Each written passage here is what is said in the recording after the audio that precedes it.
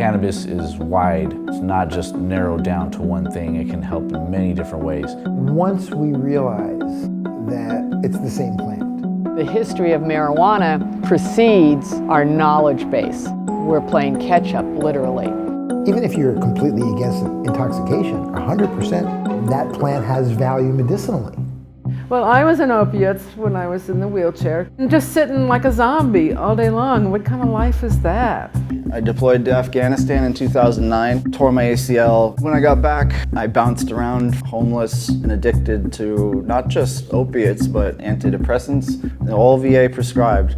When we found out we were having another baby, we were excited, happy, all the good stuff like normal parents are. Just before her 12-week ultrasound, the doctors told us she was gonna have problems. We found out that she had Gideon syndrome. She would twitch and roll her eyes, and doctors never knew really what it was. She was on numerous medications. We thought like at times her skin would burst. Her neurologist met with us and said that we needed to be her hero.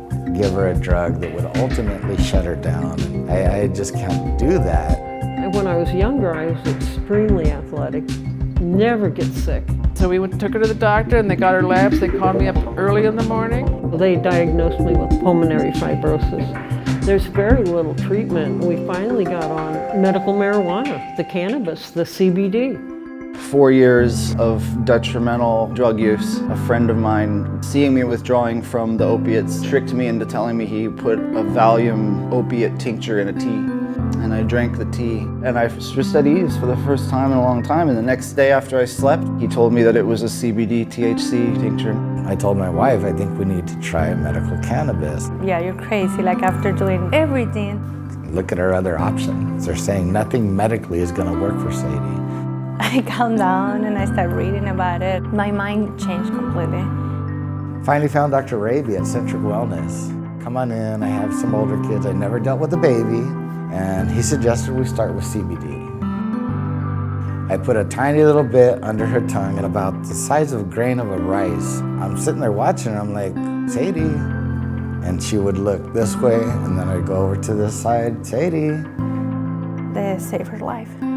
I think emotionally, spiritually, it helps you out too, but then also it takes away the pain and you're not cracking and feeling as bad as usual.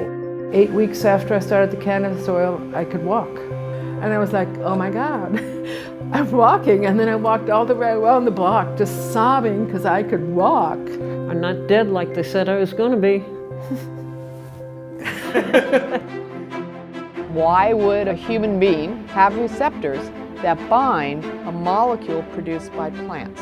THC, CBD, all the minor cannabinoids found in the cannabis plant are called phytocannabinoids, plant cannabinoids. There must be a molecule produced by humans that the phytocannabinoid mimics.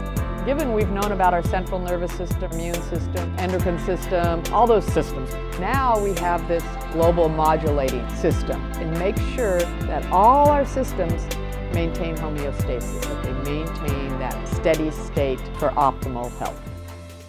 You gotta come at this from a point of education. And that's what we're really trying to do, is normalize it for everybody. The innovations that are coming from it, for God's sakes, they're making houses out of like hemp cream. But there's a bigger world out there within the cannabis space that is growing tremendously.